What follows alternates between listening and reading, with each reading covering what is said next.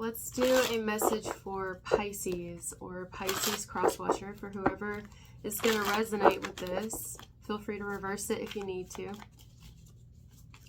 Pisces or Pisces cross-watcher.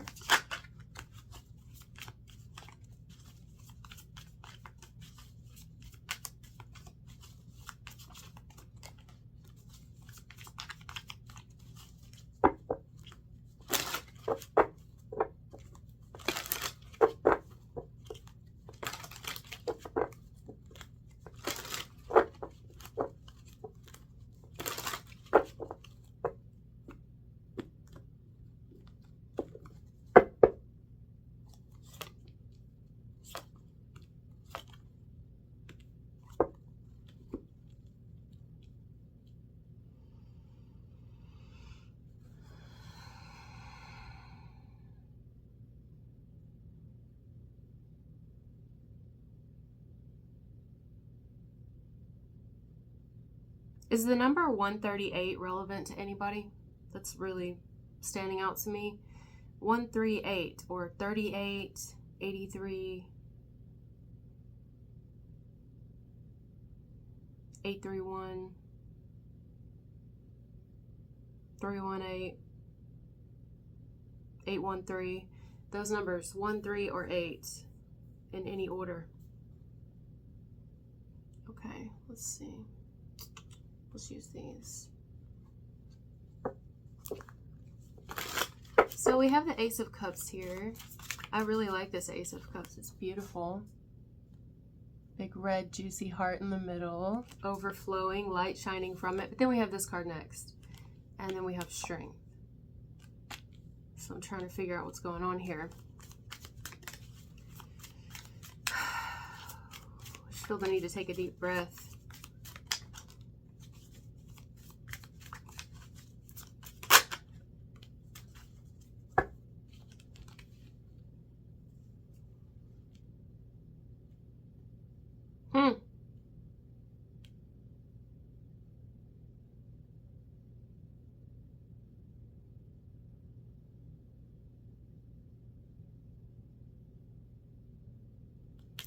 I don't know. I feel like something about you, or maybe even about, I really think it's about you, but about how you love somebody or how you express love, show love, is really doing it for a person.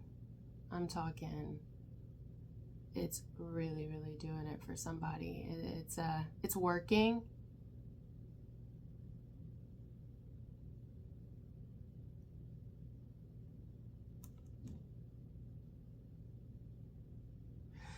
But we have a couple of threes showing up here.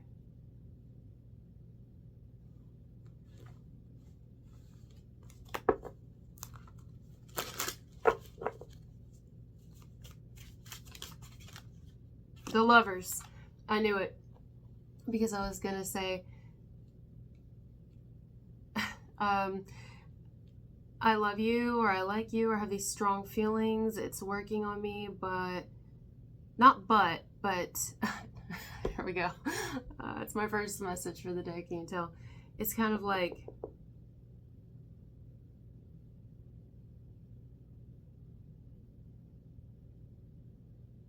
I choose you. I choose you, but do you choose me?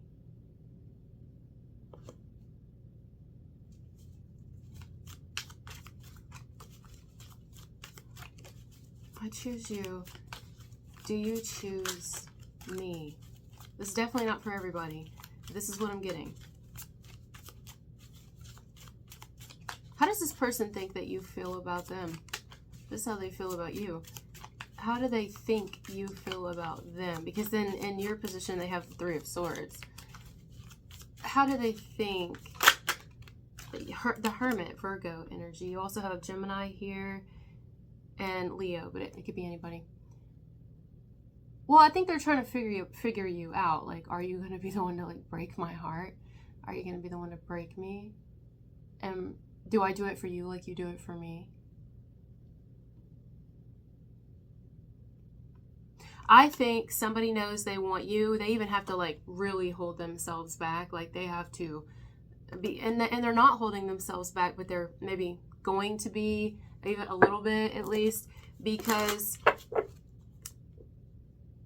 I don't know, like a part of them is wanting to know you're in it with them as well. This person is very observant, very analytical. They think about a lot of things. Something to do, emphasis on the 4th of July or even the flag. That's for somebody. I don't know, standing out to me.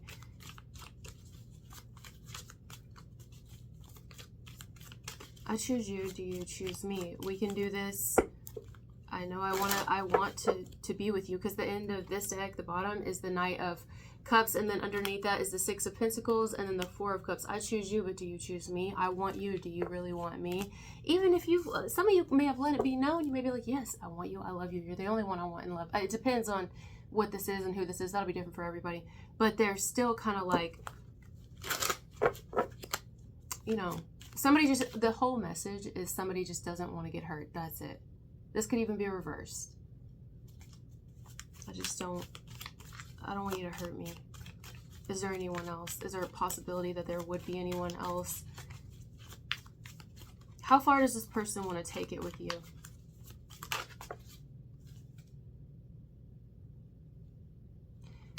This has to do with either your past or their past or both, where this individual is thinking, you know,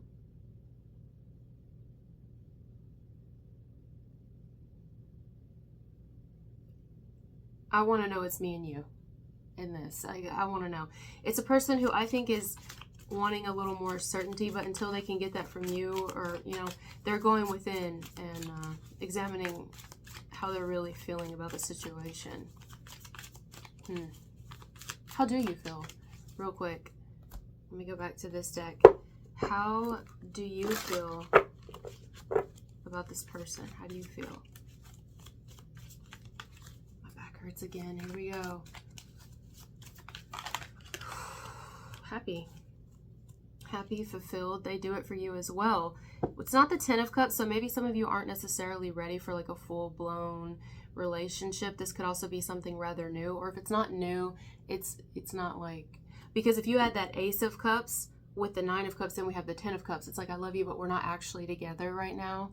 We're not actually in a committed, full, long-term, full-blown relationship.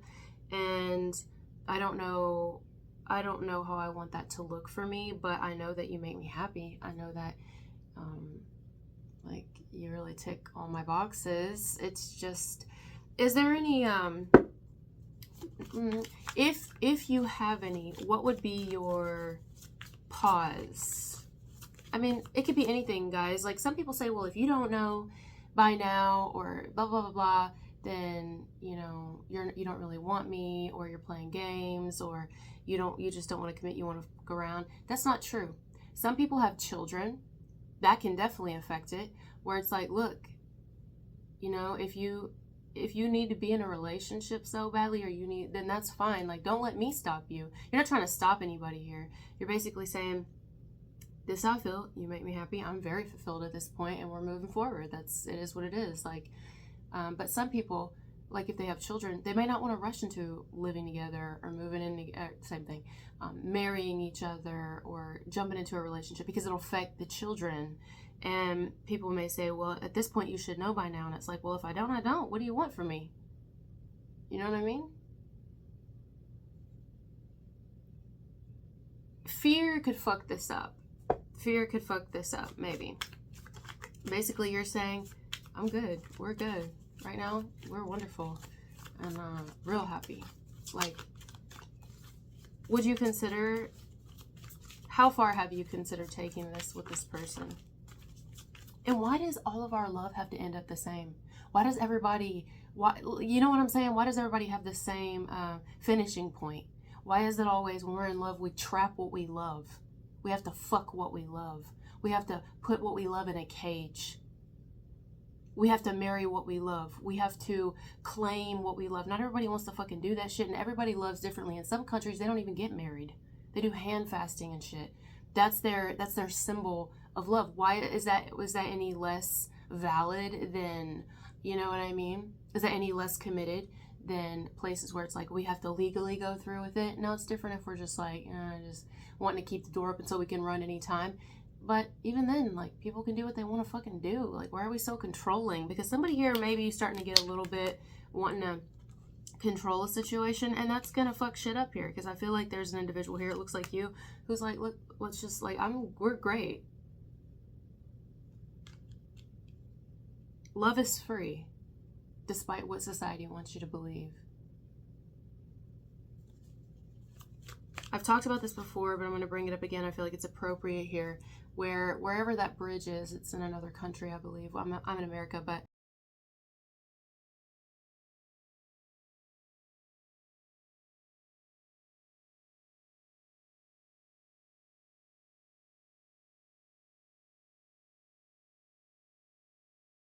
the bridge where lovers go and they put their lock on the bridge, and you know, they think they throw the key in the water to symbolize they'll always be together. But there have been certain philosophers that have suggested, maybe Nietzsche was even one of them. There was another one too. I cannot remember his name off the top of my head.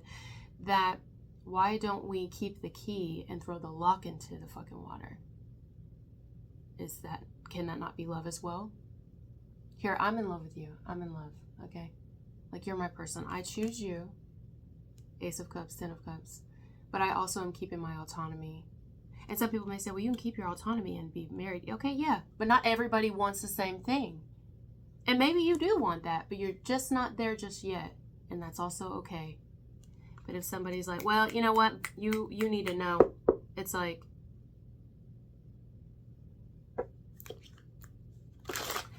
why is love a lock instead of the key? Some people say, well, let it be both, the lock and the key, you know? Why does it have, why?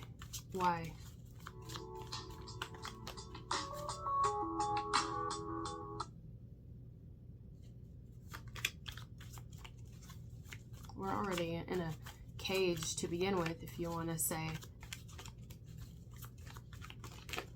We're so controlling. The human species, we're so controlling.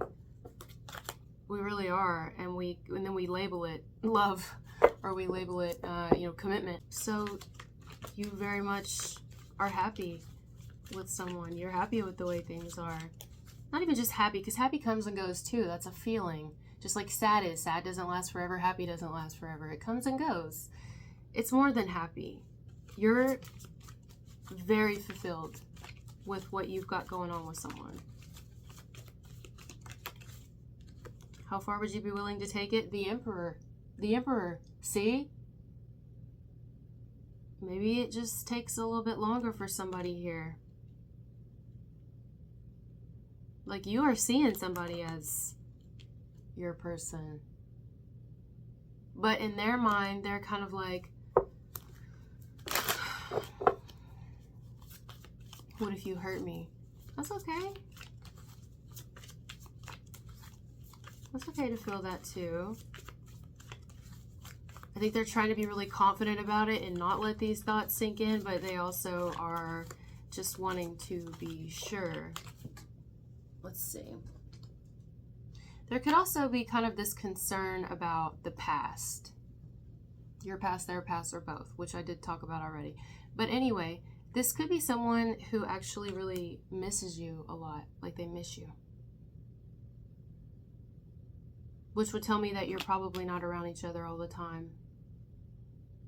You're not. I think that's healthy. Sometimes the Six of Cups can really strengthen a connection between people. It's like absence makes the heart grow fonder type thing. How did we even function all those years ago when we had no telephones, no technology? We had to send messages through birds, pigeons. Our loved ones were sent off to war, and we didn't get to hear from them. We didn't get to see them, and we still had to function. And I mean, did that make our love any less real? Because we weren't going to bed with them every night? Because we weren't, no. I mean, some people never even got to see each other again ever. That can make the heart grow fonder. We're spoiled now. What I love is they're actually coming out with this thing now where people are, which I think could work for some people. Like I said, everybody's different. Where people are doing this thing, they call it like sleep divorce. I even think like Raven Simone is doing it as well. Where it's like, I don't want to not be with you, obviously, but I also, like, when I go to bed at night, I want to sleep in my own room. Like, they have their own rooms. I don't see what's wrong with that. You know what I mean? And then it's kind of like keeping the love alive as well when you, like, maybe one night you want to sneak in their room and the two of you stay together in the same bed that night. But you're always right there, you know? But at the same time, you're not constantly there so that you are tired of each other and bored of each other, because a lot of people who do that are cheating on each other. Not all, but a lot of people who do that are cheating on each other, and then they're just hiding it and acting like they're not. You know, sometimes this is like, let's keep it fun and fresh. Let's keep it where we're not